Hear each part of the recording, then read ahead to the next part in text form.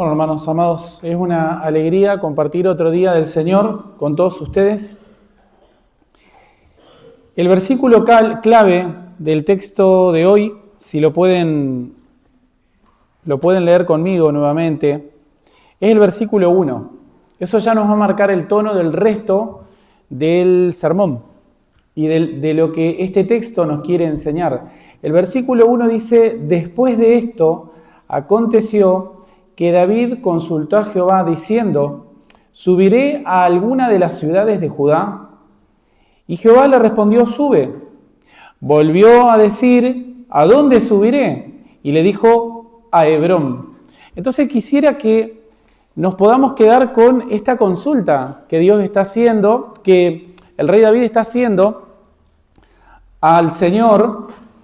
Y este texto nos enseña el inestimable valor de buscar de la guía de Dios en todo tiempo.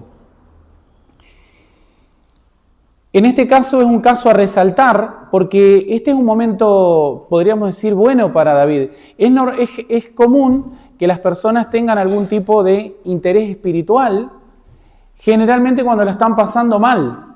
Es común que las personas, ¿qué hacen? Empiezan a buscar de Dios ¿en qué momento? En el momento que la están pasando mal, ¿no? Ahora, el caso de David es un caso sobresaliente porque él está buscando él está buscando la voluntad de Dios en un momento en el que realmente, personalmente, es un buen momento para él.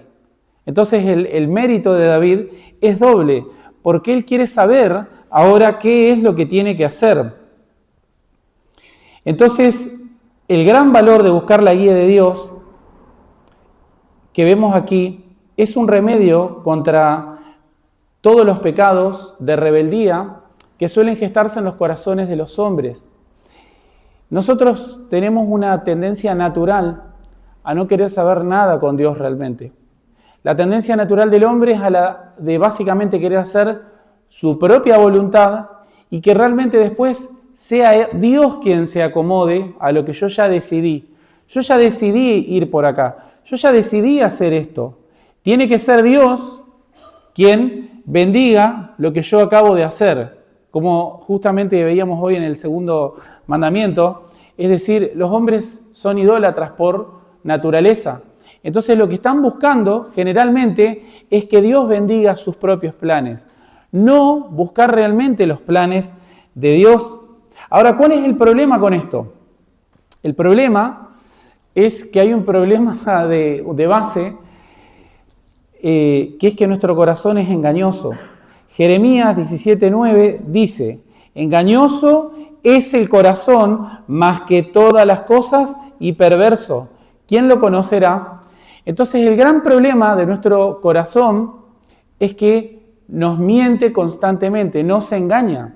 Vivimos autoengañados.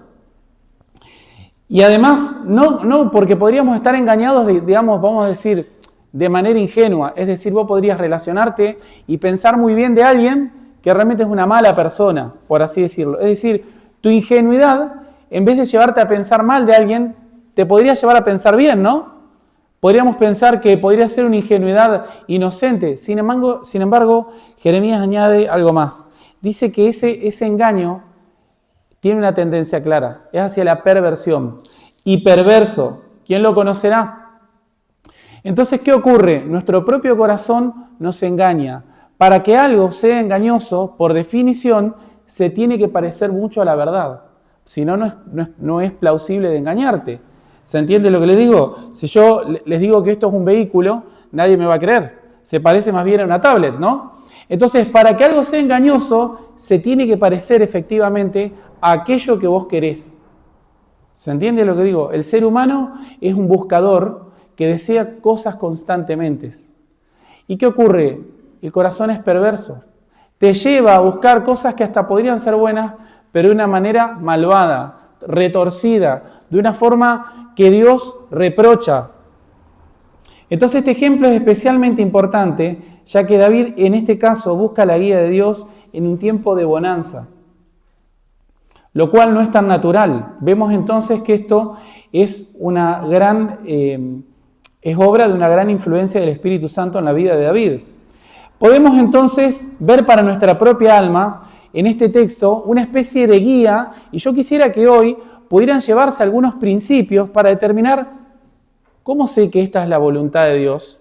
Es una gran pregunta. ¿No les gustaría a todos ustedes saber, bueno, cuál es la voluntad de Dios para mi vida? Y esto es muy interesante porque es la voluntad de Dios para cosas muy específicas.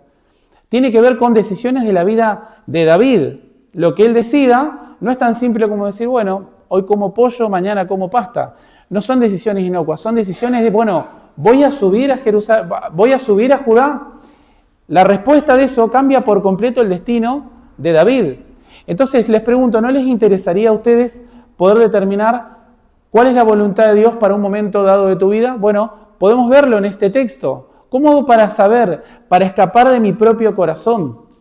El hombre es, por naturaleza, también es muy arrojado, es decir, es muy gallardo, digamos, ¿no?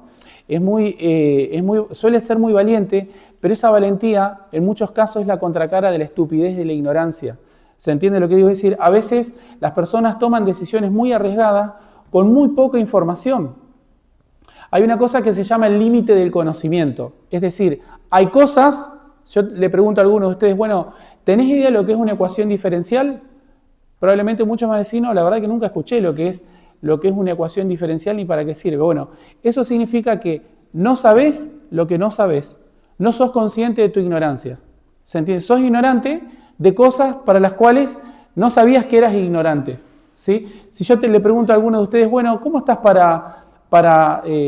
por ejemplo, para enseñar matemática básica? Y me decís, bueno, la verdad que sé algo de matemática, pero no para enseñar. Bueno, entonces significa eso que sos consciente, sabés que hay algo que existe porque lo conocés, entendés algo de matemática, pero conocés tus limitaciones. ¿Se entiende? Si sos consciente de lo que no sabés. ¿Sos consciente de lo que no sabes? Bueno, la gente, cuando se trata de la voluntad de Dios, de manera constante, están moviéndose en territorios de los cuales desconocen por completo. Es decir, son absolutamente ignorantes. Muchas veces las personas también tienen la tendencia a pensar que eso puede salir bien. La gente tiene a pensar y toma decisiones muy arriesgadas. La gente toma decisiones muy arriesgadas pensando, bueno, probablemente vaya a llegar a donde quiero llegar, digamos. ¿Sí? Eso es lo que se planteó Cristóbal Colón, y se largó a cruzar el Atlántico buscando las Indias y en realidad con un sistema de guía náutica muy precaria, en vez de llegar a las Indias, se topó con que había un continente en el medio.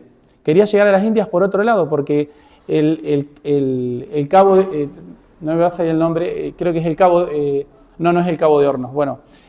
El norte de África estaba bloqueado, no podía pasar. Entonces quería dar la vuelta por el otro lado y se topó que había un continente. Entonces se lanzó al mar a cruzar un océano al mismísimo vacío y tuvo suerte. Y así las personas son así de arriesgadas. Toman decisiones a veces gravísimas esperando tener suerte. Y en muchos casos terminan realmente en un rotundo fracaso, perdiendo el tiempo, arruinándose la vida, tomando y metiéndose en decisiones que a veces no tienen vuelta atrás. Entonces, qué bueno es, amados hermanos, qué bueno es reconocer la necesidad de ser guiados por Dios. Cualquiera de nosotros, si de pronto un día se despierta y se da cuenta que no empieza a oír de un oído, se preocuparía, ¿no? Si alguno de ustedes un día se levantan y te das cuenta que un oído no escuchás, te preocuparías. Si de pronto te abrís los ojos y te das cuenta que se ha reducido en gran medida tu vista, te preocuparías. Si de pronto dejaras de sentir una extremidad del cuerpo, te preocuparías. Dirías, acá pasó algo grave, debe haber ocurrido algo grave. Pero las personas viven de esta manera, es decir, son insensibles a la guía de Dios y no les importa, no les interesa. Se están arruinando la vida en muchos casos, en otros casos van camino al infierno y no les preocupa. ¿Se entiende? Hacen algo que ni siquiera harían con algo tan pasajero como es tu cuerpo. Algún día, en definitiva, te vas a morir. Y no dejarías para mañana la visita al médico si de pronto dejas de escuchar. Si de pronto te das cuenta que perdiste la visión. No dejarías, bueno, mañana voy a ver qué hago. ¿No? El alma es algo mucho más preciosa y las personas se preocupan mucho menos. Eso muestra justamente lo que dije al principio, lo engañado que está el corazón. Eso demuestra ¿qué cosa? que no le damos importancia a lo que realmente vale. Entonces, este texto es un remedio para el alma. ¿Cuánto más nos debería preocupar nuestra alma, que es insensible a la guía de Dios? Y esto, tristemente, a veces ocurre en la vida de los cristianos. Esto no solamente aplica a gente que no conoce al Señor para nada. Principalmente le pasa a los cristianos. Muchas personas no se preocupan. Thomas Brooks dice en el libro Preciosos remedios contra las maquinaciones de Satanás, dice, es el juicio más severo del mundo ser abandonado al pecado bajo cualquier pretexto. Oh, hombre infeliz, cuando Dios te abandona a ti mismo y no te resiste en tus pecados. ¡Ay de aquel a cuyos pecados Dios hace la vista gorda!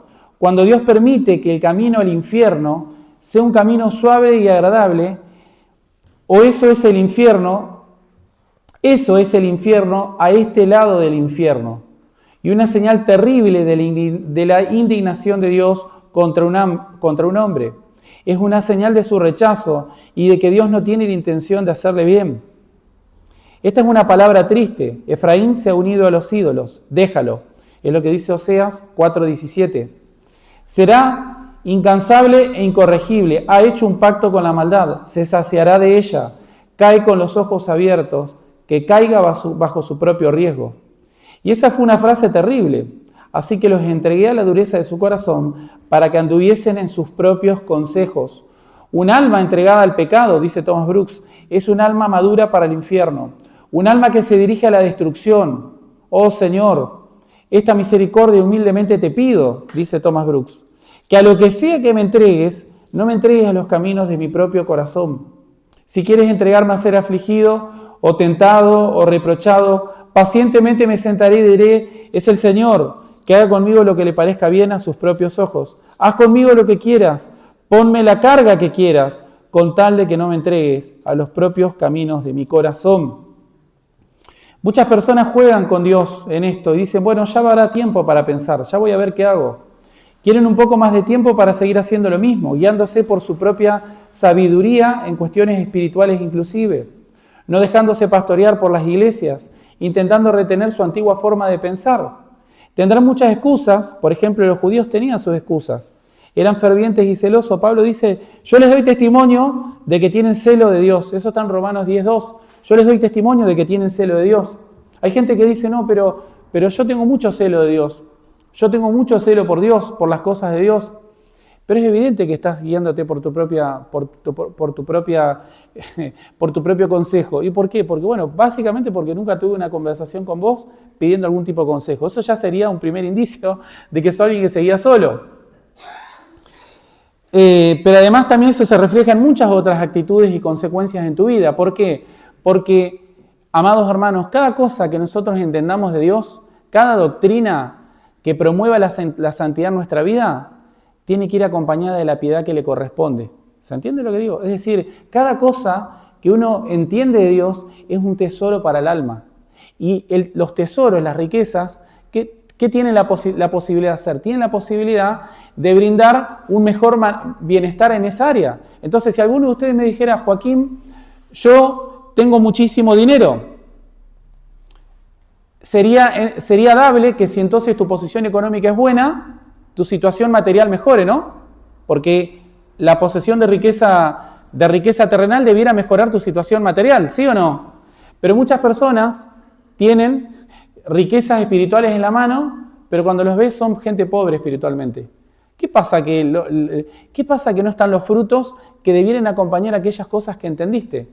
Si realmente lo entendés, ¿es un tesoro conocer a Cristo, sí o no? ¿Es un tesoro conocer su palabra, sí o no? ¿Y por qué no acompañan? Es decir, los signos de la piedad que deberían estar ahí no están. Porque obviamente estás haciendo un mal uso de esos tesoros.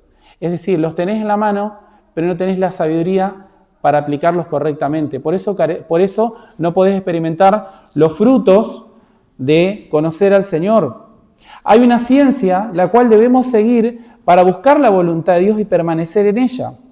Por eso Pablo dice, les doy testimonio de que tienen celo para con Dios, tienen celo de Dios, pero no conforme a ciencia. Entonces, amados hermanos, este texto nos muestra varios principios para entender cómo funciona esa ciencia de conocer la voluntad de Dios, de hacerla y de experimentar los frutos espirituales que debieran acompañar la voluntad de Dios.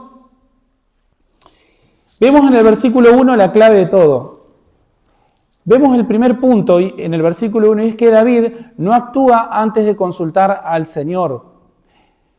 Veamos la primera parte que nos va a mostrar nuestro primer principio para entender, para buscar y aplicar y hacer la voluntad de Dios. Vemos la primera parte, dice, después de esto aconteció que David consultó a Jehová. ¿Tienen esa primera parte? Después de esto, y aquí está la primera parte, después de esto aconteció. Tenemos, es decir, algo ocurrió, tenemos algo que motiva. ¿Por qué David se para y dice, después de esto aconteció que David consultó a Jehová diciendo, subiré a alguna de las ciudades de Judá? ¿Qué es lo que motiva a David a hacer esta pregunta? ¿Por qué pregunta esto? ¿Por qué está orando esto? Y aquí podemos tener un primer principio para poder conocer la voluntad de Dios. Y entender por qué él ora de esta manera, por qué hace esta pregunta. ¿Subiré a alguna de las ciudades de Judá? Tenemos, es decir, un primer indicio por medio de la providencia de Dios. Es decir, la providencia de Dios nos le indicó a David que en este momento la serie de cosas que habían ocurrido, le indicó a David que él tenía que orar al Señor. Si él no hubiera orado, él hubiera estado pecando. Él no hubiera estado haciendo lo que tenía que hacer. Se esperaba que haga algo y no lo hizo. Pero toda la serie de cosas que estaban ocurriendo providencialmente le indican a David que es el tiempo de orar. Entonces él ora. Entonces tenemos una guía cronológica. Dice, después de esto se refiere justamente a los acontecimientos inmediatos. La noticia de la muerte de Saúl, de Jonatán, el lamento, el juicio sobre el hombre amalecita que había ejecutado a Saúl y el canto fúnebre. Es decir, toda la serie de cosas que habían ocurrido le indican a David que es tiempo de orar. Y esto es un primer principio. ¿Por qué David hizo esta oración ahora? Vemos el primer principio. Nada ocurre por casualidad, todo tiene su tiempo, pero todo debe ser evaluado conforme a la palabra de Dios. Las oraciones deben hacerse por cosas lícitas y conforme a la voluntad revelada de Dios en un momento adecuado. Entonces, la serie de circunstancias que habían ocurrido le indicaban a David que era tiempo de orar especialmente por eso. ¿Se entiende lo que digo? Entonces, este es el primer principio para entender cómo funciona la voluntad de Dios en nuestra vida. Bueno, amados hermanos, nada ocurre en tu vida por casualidad. Hay personas que, qué sé yo, gente que consigue, que empieza, por ejemplo, como en mi caso, ¿no? Estoy por tener un hijo. Eso no es fruto de otra cosa que no es que la providencia de Dios así lo determinó. ¿Por qué me está pasando esto en mi vida? Porque estoy casado y porque, llegó el tiempo de tener familia. Dios lo determinó. Estuve buscando familia y un día se dio la circunstancia. ¿Se entiende lo que digo? Ahora, eso ocurre, ¿por qué cosa? Porque Dios así lo permitió. Y toda esa serie de circunstancias que, por ejemplo, en mi vida particular se están dando, me indican a mí que debo orar por algo específico que tiene que ver con mis responsabilidades. ¿Se entiende? Lo digo, ¿por qué? Bueno, porque la palabra de Dios de manera clara indica cuáles son las responsabilidades de un hombre que está por tener familia. ¿Se entiende lo que digo? Entonces, ¿de qué voy a orar? No voy a orar para decir, Señor, ¿será tu voluntad que me mude a Europa? Señor, ¿será tu voluntad que vaya a predicar el Evangelio al África? No, porque en este momento tenés familia, tenés cosas específicas por las que tenés que orar. Es decir, ¿se entiende lo que digo? Entonces, la voluntad de Dios ya me está indicando aquellas cosas por las cuales yo debiera orar, dadas mis responsabilidades claras a la luz de su palabra. ¿Se entiende? Digo, se espera que en las circunstancias en las que yo estoy, haga ciertas cosas. Y por esas cosas yo tengo que orar. ¿Cuál sería tu situación? ¿Estás soltero? ¿Estás casado? ¿Tenés trabajo? ¿No tenés trabajo? ¿Estás enfermo? No sé cuál es tu situación, pero es evidente que todo lo que te está pasando es por algo. No es algo que a Dios se le escapó, no es algo que, no importa si lo buscaste como en mi caso, si no lo buscaste como en mi caso, eso no importa. Lo que importa es que todo lo que ocurre en tu vida tiene que ver explícitamente, expresamente, con lo que Dios quiere que pase ahora, ya mismo. ¿Y qué significa eso? Que tenés que ponerte a orar específicamente por eso. Tenés que evaluar tu situación a la luz de la palabra de Dios. Tenés que evaluarla a la luz de la palabra de Dios. ¿Y qué más vemos? ¿Cómo funciona la ciencia de Dios? Bueno, generalmente la palabra de Dios y la voluntad de Dios nunca está separada de su pueblo. Por eso les digo, sería algo sería algo sin sentido que yo de pronto empiece a orar por cosas que, por ejemplo, de alguna manera me desliguen de la responsabilidad que yo tengo ahora, hoy, ya. ¿Se entiende lo que digo? ¿Por qué? Porque, obviamente que Dios no me está mandando a predicar el Evangelio al África. ¿Se entiende lo que digo? Obviamente que no es así. Hay casos, por ejemplo, y he escuchado casos de hombres que han, misioneros bien intencionados, que han dejado a su esposa y a sus hijos y han vendido absolutamente todo y se han ido a servir sin la esposa, obviamente, por supuesto, no se van a ir con la esposa, ¿no? Se van sin la esposa. Obviamente que están haciendo algo que Dios aborrece, que Dios abomina. ¿Por qué? Porque se supone que en este tiempo debieras hacer ciertas cosas. Entonces, no orar por eso está mal. Ir por eso sin orar también está mal. ¿Se entiende lo que digo? No ir, no orar, hubiera estado mal de parte de David. ¿Qué hubiera demostrado? Cobardía, falta de fe. ¿Qué hubiera pasado si David no oraba? Hubiera demostrado qué cosa? Otra cosa también fea, negativa. Hubiera demostrado orgullo, autosuficiencia, hubiera demostrado que es alguien que no está esperando en el Señor. Entonces, ¿qué hace el hombre sabio, temeroso de Dios? Sabe que nada pasa por casualidad. Sabe que todo ocurre porque el Señor así lo ha permitido. Lo que nos parece bien, lo que nos parece mal, lo que nos gusta, lo que no nos gusta. Todo ocurre porque Dios así lo quiere. Tu responsabilidad no es intentar huir de eso de cualquier manera, no es intentar afrontarlo de cualquier manera. Tu responsabilidad es orar al Señor, evaluar tu situación. Bueno, ¿qué se supone que hace un cristiano en esta circunstancia? Bueno, un cristiano se supone que hace esto, esto y lo otro. Perfecto, entonces si hace esto, esto y lo otro, entonces adivina por qué tenés que orar. Por esto, esto y lo otro. No es tan difícil. Entonces, ¿cómo sabe que es el tiempo de hacer esta oración David? Bueno, él sabe, por un lado, que Dios quiere darle un rey a su pueblo. Punto número uno. ¿Lo sabe claramente? Sí. Lo sabe claramente, él ya sabe eso. ¿Qué otras cosas sabe? Él tiene claro que él fue ungido para ocupar ese lugar. ¿Y qué otra cosa sabe? Que Saúl murió.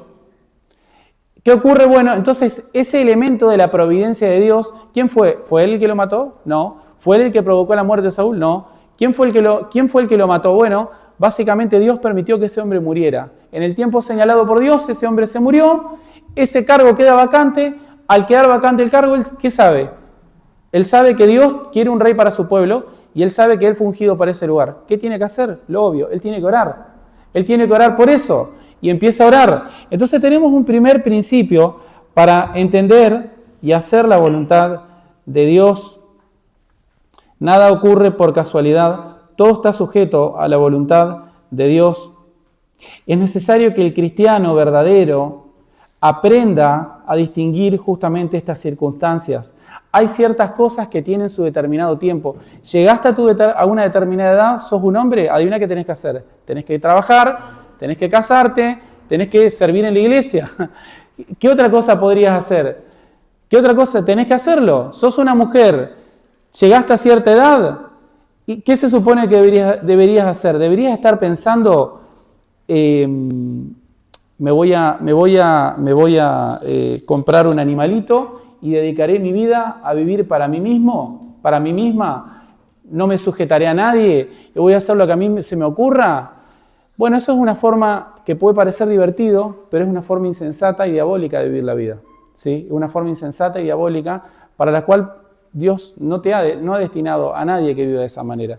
¿Qué se supone que deberías hacer? Y bueno, deberías pensar, ¿soy una persona apta para formar una familia? ¿No lo soy? Tenés que empezar a orar y a trabajar por eso. ¿Lo soy? Entonces tenés que esperar en el Señor.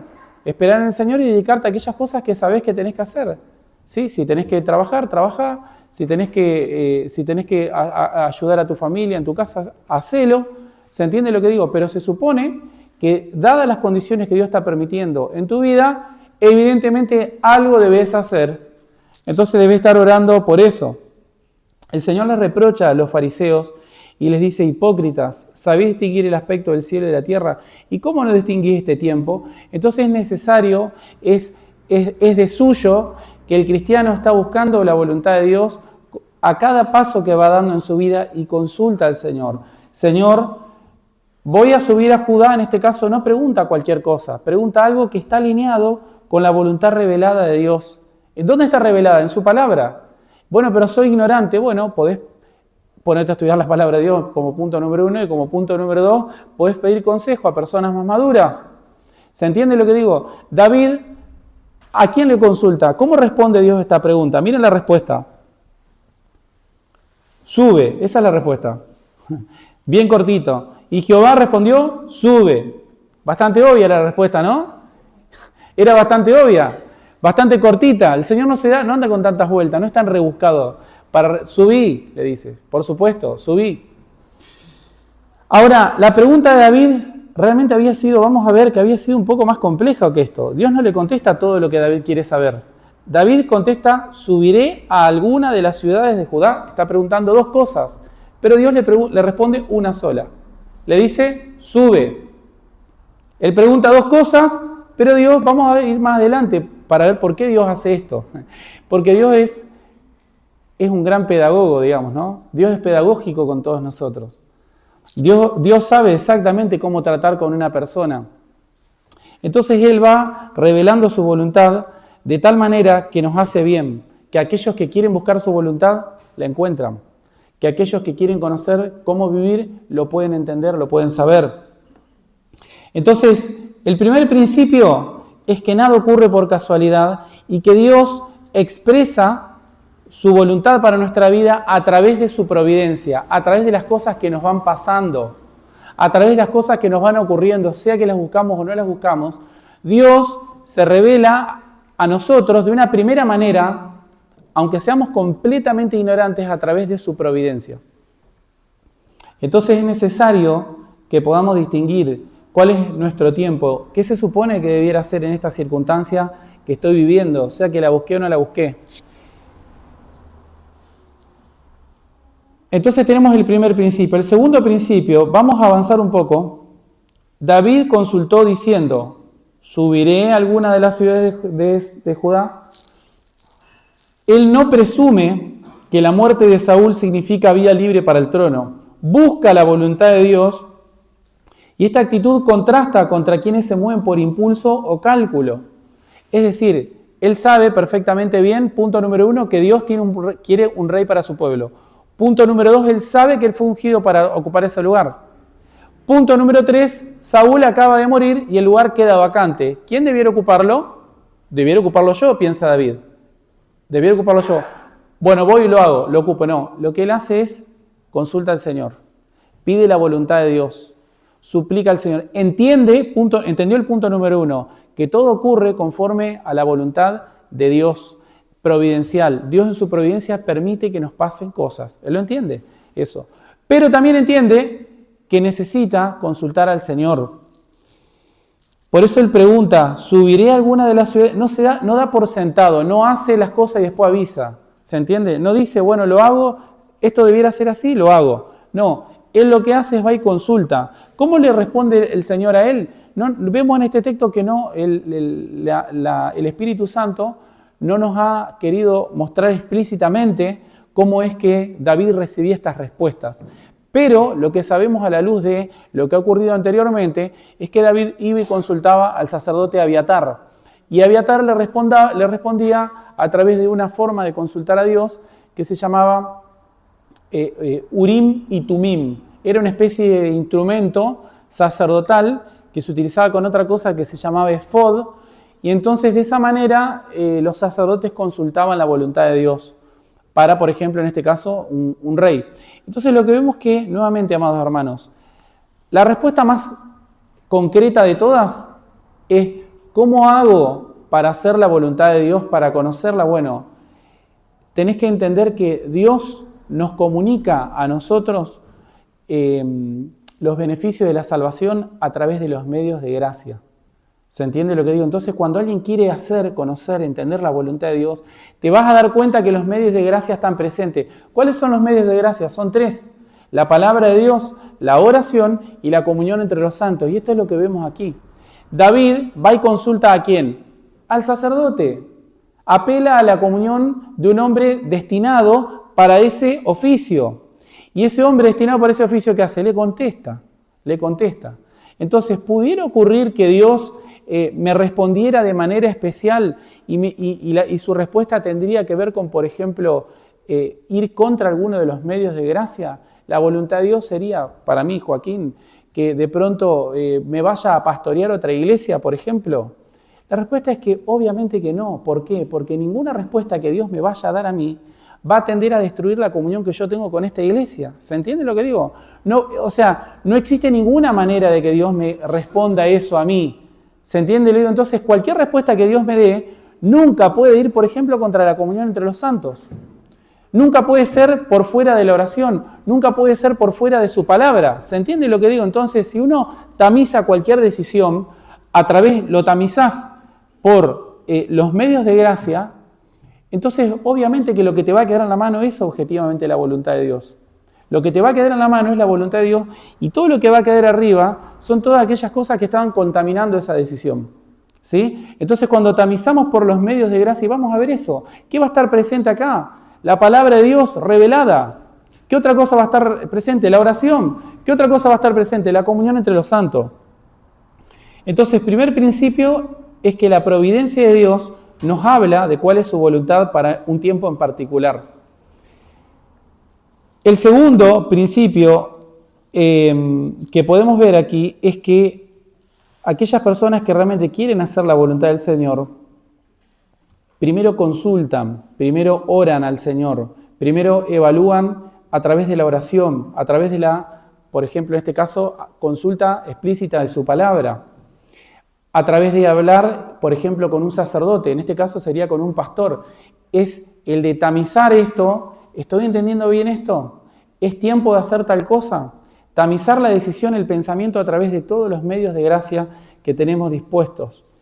Las circunstancias entonces son un factor a considerar para tomar una decisión, pero no debería ser concluyente. Es decir, las circunstancias te indican que hay algo por lo cual tenés que orar. Hay una situación por la cual debes empezar a orar al Señor y pedir consejo. ¿Sí? Preguntó si debía ir, por ejemplo, a alguna de las ciudades de Judá.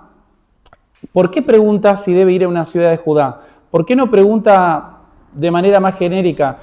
¿Debería subir a alguna de las ciudades de Israel? Bueno, porque nuevamente el sentido, que la pregunta que él está haciendo tiene lógica. De la misma manera que si yo voy a orar, yo que ahora estoy por ser padre, voy a orar, tengo que orar a partir de las cosas que son alcanzables para mí. No voy a orar, Señor, ¿será que me tendría que ir a trabajar como ingeniero a la NASA? Porque es una estupidez preguntar eso. ¿Se entiende lo que digo? Es una estupidez, no tiene sentido, porque aunque pudiera ser ingeniero, de ninguna manera me iría a trabajar a la NASA. ¿Se entiende lo que digo? Entonces, aquellas oraciones que hago tienen que estar conectadas con la realidad objetiva de mi vida. Entonces, David, ¿qué cosa sabe? Bueno, él sabe que él es de la tribu de Judá. Si él va a ir a gobernar a todo Israel, evidentemente el lugar más propicio, más amigable para él es su propia tribu, la tribu de Judá. Por otra parte, veremos que él no va a ser rey sobre todo Israel de una, digamos. Él primero va a reinar un tiempo sobre Judá y después su reinado se va a extender al resto de Israel. Es decir, Dios en su providencia y en aquellas cosas que David podía leer, le estaba mostrando que acá iba a haber un proceso. Las cosas que generalmente a la gente no le gusta. A la gente le gusta, ¿qué cosa? Pegar un garrochazo, ¿no? Saltar de la A a la Z y saltar, es decir, oran al Señor para que Dios mejore su situación y quieren saltar, digamos, como si fuera una garrocha. Pero vemos acá que Dios plantea ¿qué cosa? ¿Qué cosa plantea el Señor? Un proceso paciente en el cual te prueban lo poco. ¿Sos fiel en lo poco? Podés ser apto para lo mucho. ¿Sos fiel en lo poco? ¿Podés reinar en Judá? Bueno, vas a poder reinar en todo Israel. No podés reinar en Judá, no podés reinar en Israel tampoco. No se puede. Si no puedes reinar, no puedes ser fiel en lo poco, tampoco sos confiable para lo mucho, entonces no se te dará. ¿Se entiende lo que digo? Pero la gente dice, no, quiero Israel, digamos, no es así como funciona. Dios plantea las cosas de una manera pedagógica, de tal manera que Él va tratando con qué cosa, con nuestras debilidades, con nuestra ignorancia, con nuestra inconstancia, contra nuestros vicios. Entonces de a poco Él plantea un proceso que demandará su tiempo, pero que será efectivo. Entonces la respuesta es concreta, sube. Él pregunta, ¿será que debo ir a Judá? Judá es su tierra natal, es su gente, es su heredad. Es decir, tenía un sentido político, familiar y espiritual. Además, David, al preguntar si tiene que subir a Judá, también justamente esto, él está entendiendo que esto va a ser un proceso progresivo. Es decir, va a haber un despliegue progresivo de la voluntad de Dios en su vida. Entonces, lo mismo diría yo para mi vida. No pretendo decir, bueno, Señor, ahora quiero que me des toda la guía para saber todo lo que debo hacer con mi hijo hasta que se vaya de mi casa. ¿No? ¿Por qué? Porque si yo fracaso como en criar a mis hijos, probablemente, y mi casa no está bien gobernada, eso también debiera indicar que no estoy apto para ser pastor, por ejemplo, ¿no? Entonces, para mí, eso debiera ser, es una piedra de toque, es algo contra lo que yo me debo evaluar. Si yo fracaso en gobernar mi casa, tampoco soy digno de gobernar la iglesia. ¿Se entiende lo que digo? Entonces, ahora, ¿cómo voy a encarar esta situación yo? De manera espiritual, por supuesto. No pretendo que Dios me revele absolutamente todo. Lo que pretendo es poder hacer bien lo que me corresponde para la etapa de la vida en la que estoy. No quiero ir mucho más allá que eso. Quiero ser fiel en lo que Dios me va poniendo delante de mí. ¿Se entiende lo que digo? Entonces, todas las oraciones van enfocadas en eso específicamente. No quiero tener absolutamente todo resuelto. Quiero ser fiel en lo que Dios me está poniendo aquí, hoy. Y lo mismo debieran hacer cada uno de ustedes. Cada uno de ustedes debieran hacer lo mismo. Y es el principio que vemos aquí. Dios nos va a revelar aquello que necesitamos para obedecer lo que tenemos hoy por delante. Entonces, vemos la primera respuesta, sube, le dice. Ahora, vemos que la pregunta de David, como les dije anteriormente, fue un poco más específica. Él quería saber a dónde tenía que subir. ¿Por qué no le dice, a cuál de las ciudades de Judá debiera subir? La respuesta podría haber sido, si hubiera dicho, subí a Hebrón, ya le está diciendo que tiene que subir y a dónde tiene que ir. Pero Dios no lo hace así. Dios le dice, sube primero. ¿Y ahí qué hace David? Se desalienta, dice, bueno, ¿por qué el Señor no me contesta? ¿Por qué no me dice todo lo que tengo que saber si yo le estoy preguntando algo específicamente? ¿Por qué no me dice todo lo que necesito? Bueno, vemos que esto es una lección de dependencia continua. Frente a esta situación, volvió a decir David volvió a decir, ¿a dónde subiré? Y le dijo, a Hebrón. Y es maravilloso eso. Esto es algo maravilloso, esta respuesta que da el Señor. Es maravillosa. ¿Por qué? Porque Hebrón sube, es una respuesta afirmativa, no le indica el destino, y esto obliga a David a ¿qué cosa? A depender del Señor. Él quería una respuesta de una, pero Dios quiere tener un poquito más ahí, digamos. Dios lo quiere tener un poquito más ahí y quiere ¿qué cosa? Está tratando con el corazón de este hombre. Probablemente es un gran desafío para él. Pero Dios, digamos, le responde en dos partes, no le responde todo de una, ¿no? De alguna manera querría tranquilizarlo, querría que dependa un poco más de él. Entonces Dios le responde paso a paso y no es que Dios no supiera a qué ciudad iba a ir, sino que Dios está entrenando a David para que busque su voluntad con precisión, sin suponer absolutamente nada. Es decir, que es un método pedagógico del Señor para con su ungido.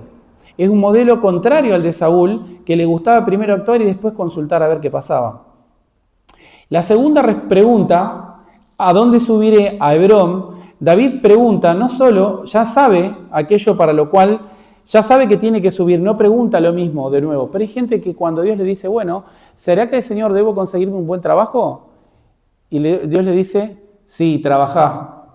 Sí, trabajá. Señor, ¿será que debo conseguir un buen trabajo? Sí, trabajá. ¿Será que debería conseguir un buen trabajo?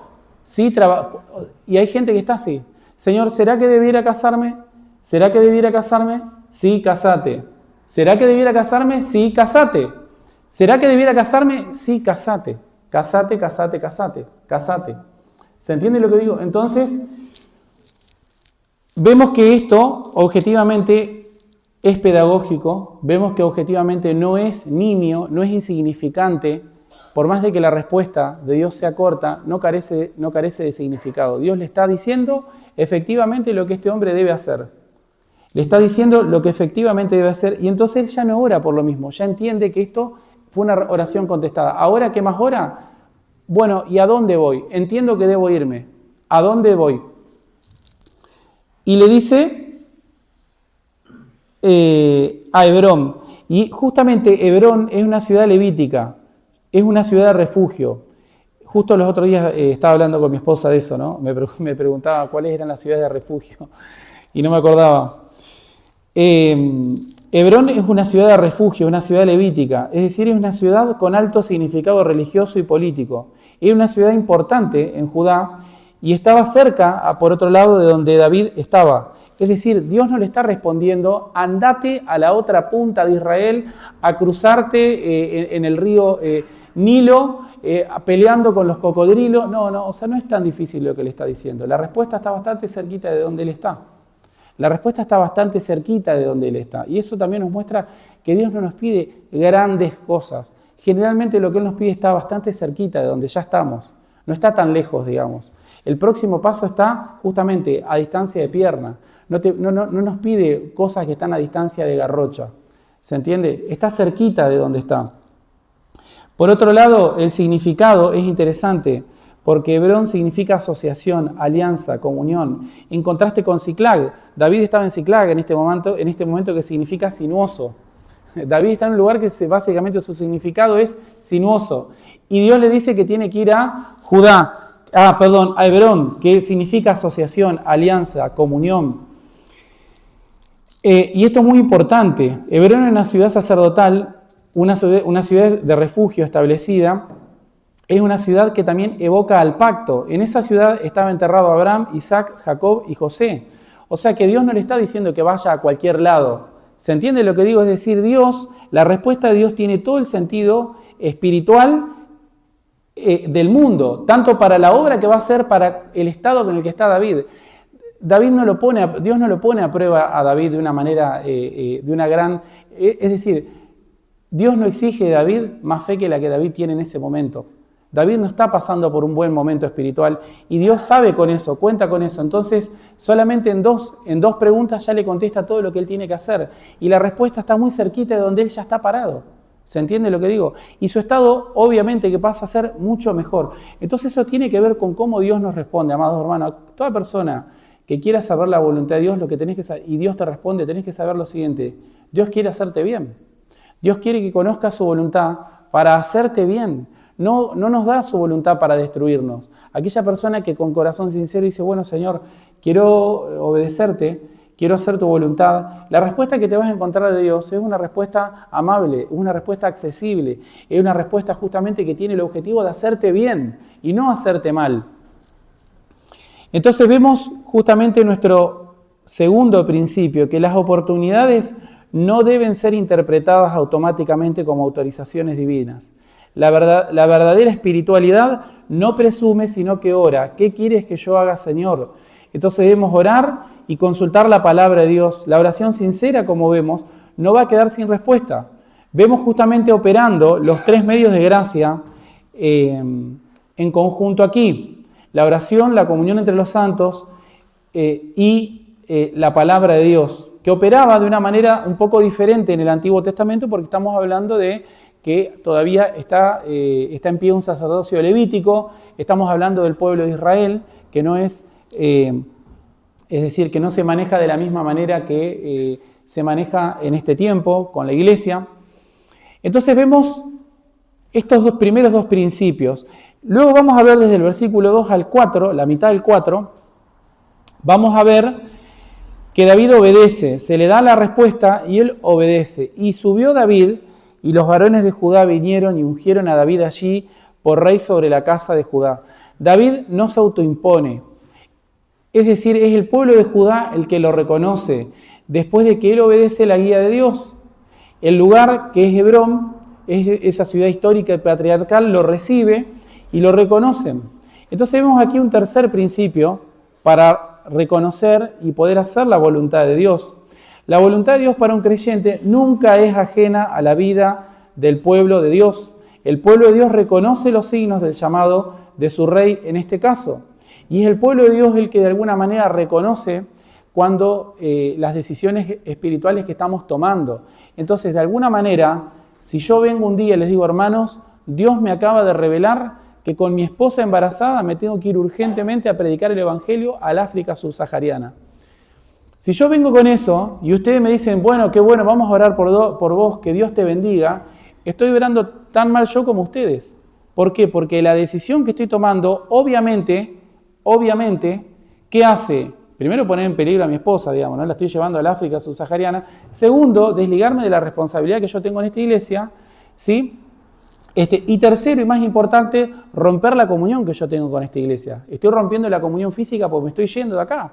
¿Se entiende lo que digo?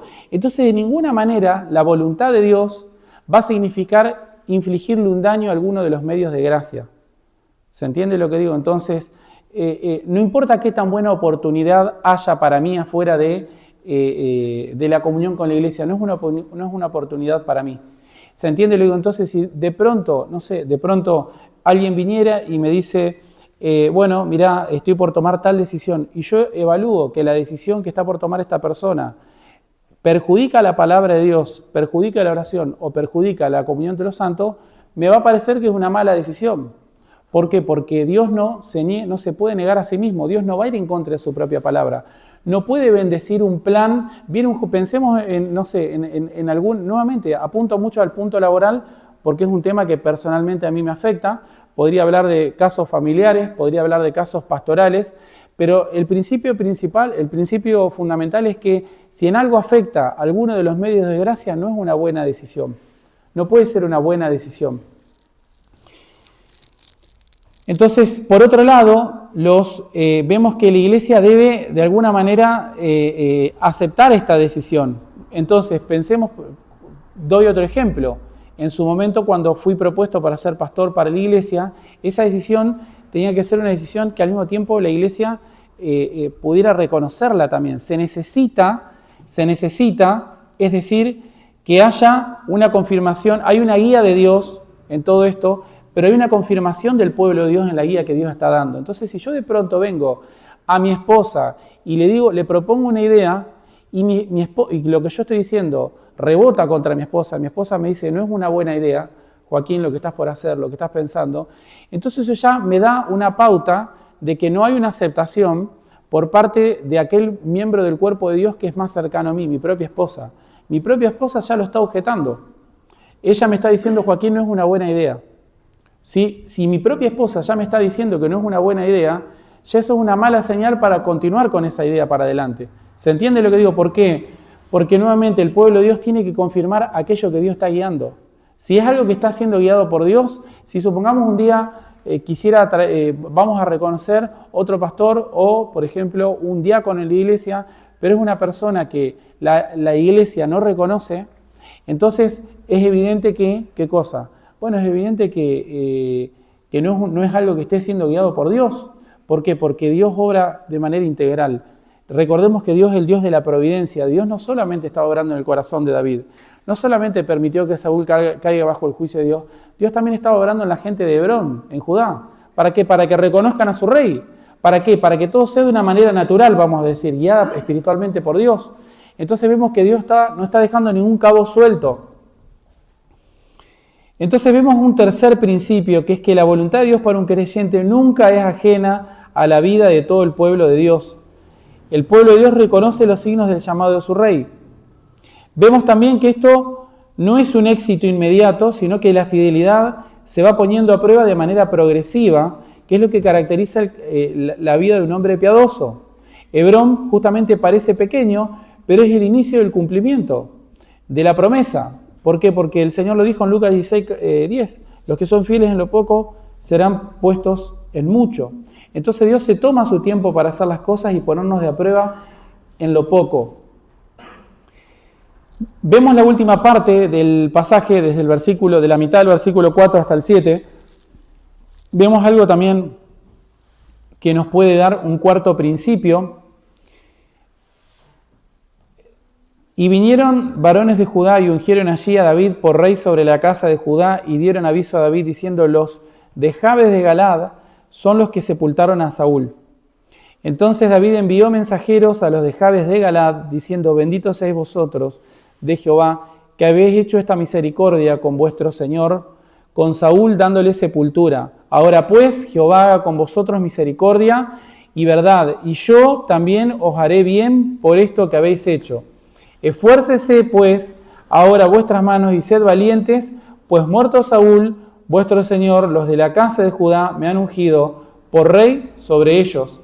Entonces vemos justamente que David ya está de alguna forma mostrando, llevando esta noticia a otras ciudades de Judá. Esto nos muestra un cuarto principio. David no está construyendo su reino con resentimiento, sino con gratitud y con reconciliación. Y creo que esto es una confirmación de que los frutos espirituales están obrando en David. Es decir, si Dios ha contestado y realmente estás haciendo la voluntad de Dios, los frutos espirituales deben estar presentes. El entendimiento y la guía real de Dios viene acompañado de la piedad que le son propios. Es decir, un cuarto principio es que si estás haciendo la voluntad de Dios, los frutos espirituales te tienen que acompañar. ¿Se entiende lo que digo? Los frutos espirituales te tienen que acompañar. Si los frutos espirituales no te acompañan, entonces no estás haciendo la voluntad de Dios de ninguna manera. Por más de que creas que te guiaste, de que Dios te respondió, por más de que creas que, incluso más, por más de que la gente te pueda reconocer, pero si los frutos espirituales no están ahí, el primero en darse cuenta es uno mismo. El primero en darse cuenta es uno mismo, y tarde o temprano eso va a salir. De pronto acá vinieron los de Jabes de Galaad y le dijeron: mirá, están estos hombres acá que le dieron una sepultura a Saúl. Entonces, ¿cómo responde frente a ese imprevisto? David los bendice, le dice: bendito ustedes que tuvieron esta misericordia para con el ungido de Jehová, y los bendice.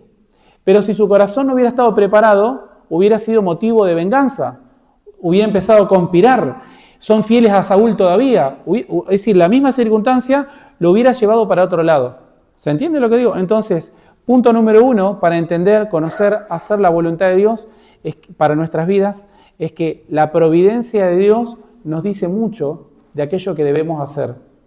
¿Sí? Sea que lo buscamos, sea que no lo buscamos, no importa eso. La providencia de Dios en las cosas que nos están indicando, que nos están pasando, son un indicador de cosas que debiéramos hacer en nuestra vida, de cosas por las que debiéramos orar. Las cosas por las que debemos orar no están muy lejos de nosotros, están generalmente a nuestro alcance.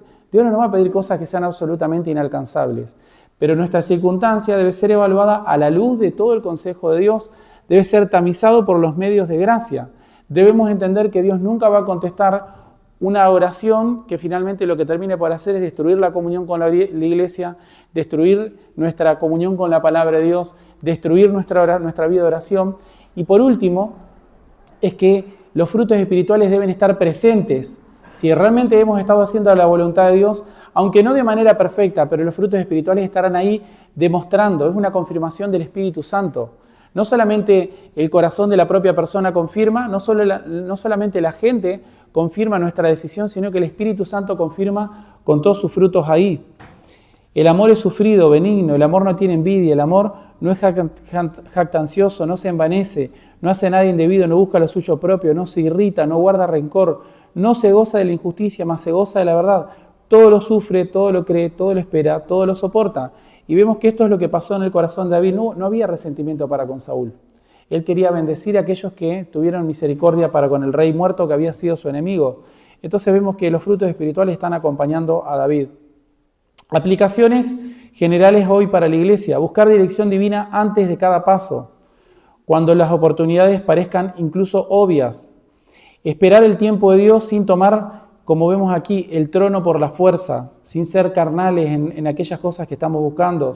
Ser fiel en lo poco, como David lo fue en Hebrón. Reconocer la gracia de Dios en otros es un signo de madurez espiritual. Y vemos aquí que David reconoce justamente la gracia de Dios obrando en los de Jabes de Galaad al mostrar misericordia a Saúl. Recordar que el trono de David también apunta a Cristo, que es el Rey verdadero, justamente que no toma la gloria por la fuerza, sino que esperó y obedeció hasta la muerte. David no impuso su reinado, sino que él básicamente lo recibió de Dios. No se movió por cálculo humano, sino por un deseo genuino de obedecer a Dios. Y así obra el corazón de quien es motivado por el Espíritu Santo. Vos sos sabio en tu propia opinión, actuás y tomás decisiones habiendo orado, consultado al Señor, consultado a hermanos más maduros o a un pastor, o preferís primero hacer y después avisar. No endurezcan, hermanos, su corazón y recuerden que ser entregado a los deseos del propio corazón es de los peores juicios que Dios puede tener para con una persona.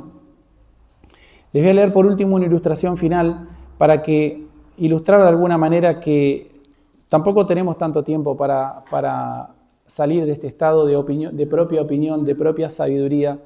Es decir, todo tiene su tiempo y pienso que el escuchar esto es un mensaje para alentarlos, pero también es un mensaje para advertirlos. Es una ilustración de un pastor que es de apellido Sweeting, y él dice: hace varios años nuestra familia visitó las cataratas del Niágara.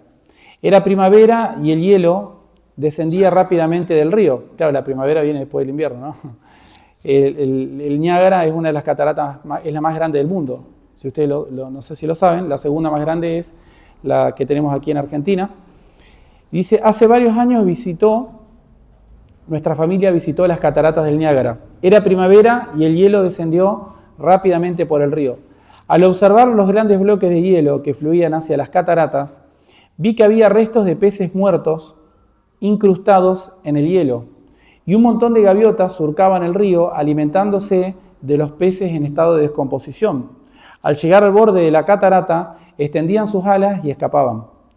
Luego observé una gaviota que parecía desmoronarse y me pregunté cuándo se iría. Estaba absorta, es decir, estaba clavada, estaba enceguecida, comiendo el cadáver de un pez sobre el hielo. Y cuando finalmente llegó al borde de la catarata, desplegó sus poderosas alas. El ave aleteó e incluso levantó el hielo del agua.